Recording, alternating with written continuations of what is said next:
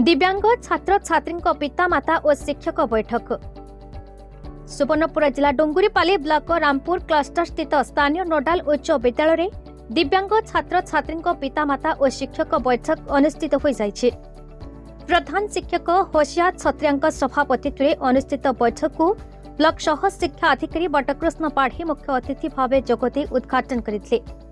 पूर्वतन CRCC doctor पति, Rampur CRCC प्रदीप्त किशोर दास, माया बरहा सीआरसीसी सौरभ साहू, गजबंध सीआरसीसी नरेंद्र पुरोहित, वरिष्ठ गोष्ठी संबल शिक्षक मनोज साहू और सीताराम प्रधान सम्मानित अतिथि भाव जोगदे दिव्यांग छात्र छात्री सामग्रिक उन्नति पितामाता और अभिभावकों भूमिका, छात्र छात्री प्रति सरकारी सुविधा सुजोगर उपलब्धता विषय आलोकपात करथिले।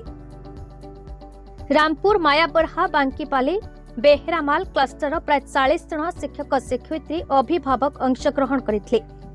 शिक्षक उमाकांत त्रिपाठी, चौहान कुमार दास, रेणुका दास, विभूति रथ, कुश भोई, शिक्षयित्री सुजाता साहू, तरंगीन महापात्र, रीना बाग, नमिता साहू सहयोग करथिले। शेषरे शिक्षक सुधीर गट्या धन्यवाद अर्पण करथिले।